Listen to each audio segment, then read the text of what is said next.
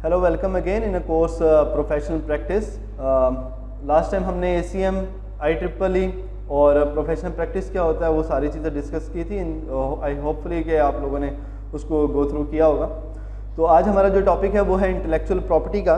Basically intellectual property होता क्या है? इंटेलेक्चुअल प्रॉपर्टी हम कह सकते हैं कि a mankind unique some creations, ठीक है। कोई भी ऐसी चीज़ जो इंसान ने बनाई हुई हो और बिल्कुल न्यू हो या उसके ऊपर उसका हक हो। अगर आप कोई भी चीज़ बनाएंगे, कोई भी चीज़ क्रिएट करेंगे, बिल्ड करेंगे या कंपोज करेंगे, ठीक है, कोई भी सॉन्ग हो सकता है, कोई म्यूज़िक है, कोई भी किसी भी किस्म का नॉवल लिख सकते हैं आप, या कुछ भी इस तरह का कंटेंट लिख सकते हैं, तो यू हैव द राइट्स कि आप उसको ओन करते हैं, ठीक है। तो आपके पास सारे उसके राइट्स हैं कि आप उसको चाहे सेल करें, चाहे आप उसकी चाहे जितनी मर्जी कॉपीज़ निकालें, कीमत उसकी जितनी मर्जी रखें, किस पोर्शंस को, किस पीपल को, कम्युनिटी को, सर्टन कम्युनिटी को, या किसी भी कंट्री के अंदर आप सेल कर रहे हैं, जो भी आप करना चाहें तो वो आपकी, क्योंकि इंटेलेक्चुअल प्रॉपर्टी है तो आप उसके ही मालिक हैं और उसके बाद आप ही उसको कुछ देख सकते हैं, कर सकते हैं। तो उसके साथ हमारे पास कुछ राइट्स होते हैं, इंटेलेक्चुअल प्रॉपर्टी के राइट्स होते हैं जो कि गवर्न करती है कोई ना कोई बॉडीज़। जिस तरीके से आपको बताया था कि लास्ट टाइम एथिक्स वगैरह जो हैं हमारे प्रोफेशनल फील्ड के अंदर वो गवर्न कर रही हैं, रेगुलेटरी बॉडीज़ हैं, वो है IEEE हो गया, ACM हो गया। इसी तरीके से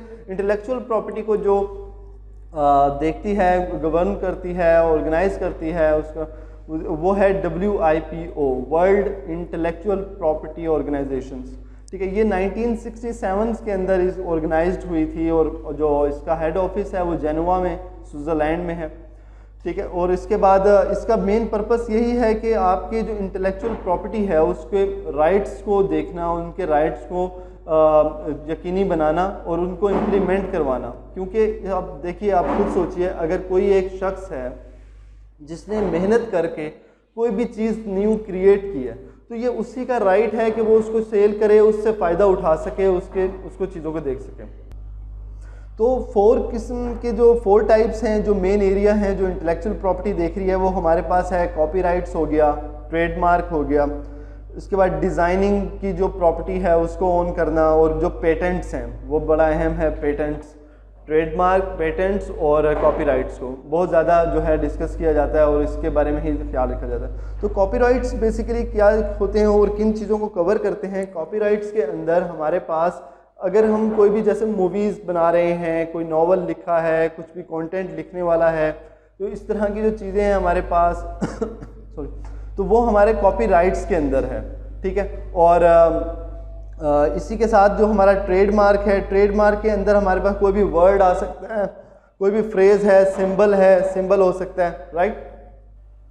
अच्छा, तो इसके बाद फिर अब पेटेंट्स की अगर हम बात करें तो उसके अंदर देखें, कॉपीराइट्स हो गया, पेटेंट्स हो गया, इनमें दोनों में ऑलमोस्ट ये सेम ही है, ठीक है। लेकिन इनमें फ़र्क मेन ये है कि पेटेंट्स जो होता है वो हमें तब मिलता है जब हम कोई ना कोई नई चीज़, बिल्कुल ही सिरे से नई चीज़ ईजाद कर लेते हैं, कोई नई चीज़ बनाते हैं, आपकी अपनी वो प्रॉपर्टी होती है, तो आप उसका पेटेंट हासिल करते हैं। और पेटेंट को हासिल करना इतना ज़्यादा नॉट अ ईजी टास्क, तो इसके लिए हम बहुत सारी कुछ क्राइटेरियाज होते हैं, वो यही देखते हैं कि यार क्या ये पहले कभी किसी और के पास तो नहीं है, क्या किसी और ने तो नहीं बनाया हुआ कुछ इस तरह, ये सारी चीज़ें इसके अंदर देखते हैं। और वो फुल उसी का हक होता है कि फिर वो चाहे वो बनी हुई चीज़ को वर्किंग उसके ऊपर बेच दे या जो मर्जी कर दें। अगर आप मिसाल लें अभी व्हाट्सएप की, तो व्हाट्सएप को जो है सेल कर दिया है ऑलमोस्ट 19 बिलियंस में डॉलर में, US डॉलर्स में, फेसबुक को।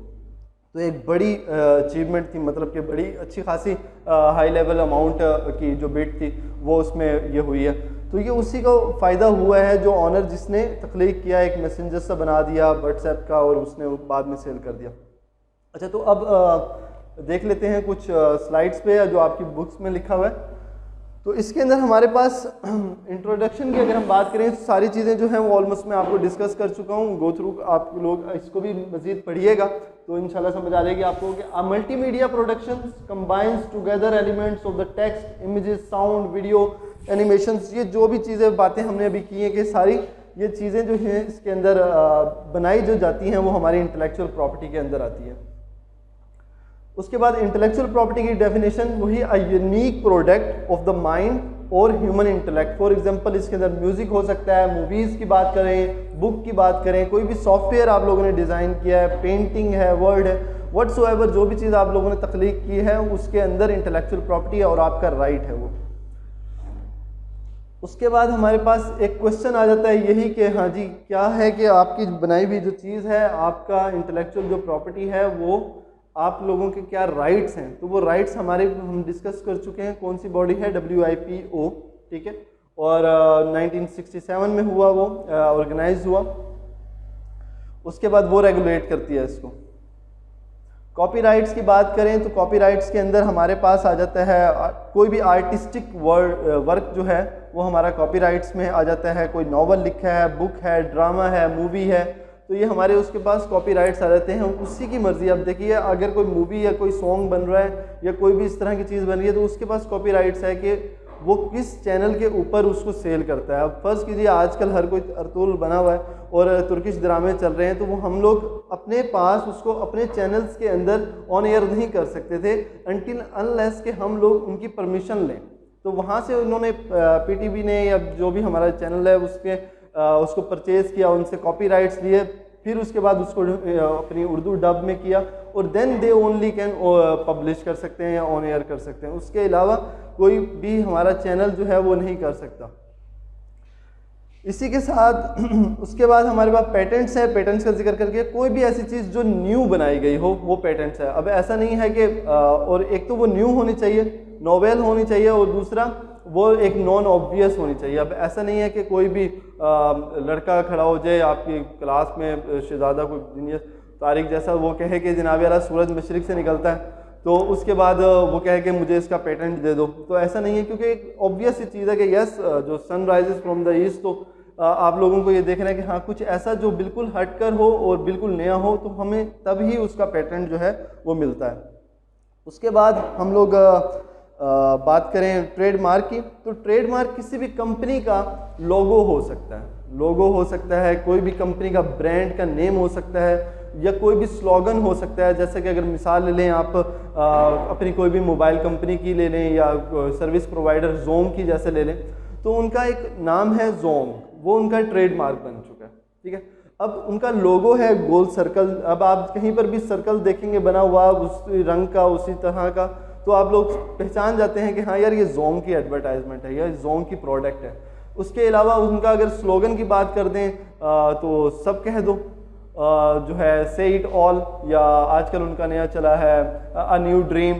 तो इस तरह का ये उनका स्लोगन्स हैं। तो ये हर कंपनी जो है वो रजिस्टर्ड कराती है, तो कोई और ये यूज़ नहीं कर सकता। कोई भी न्यू प्रोडक्ट बनाने के बाद ये नहीं लिख सकता कि सब कह दो, ठीक है, वो क्योंकि उन्होंने रजिस्टर्ड करा दिया।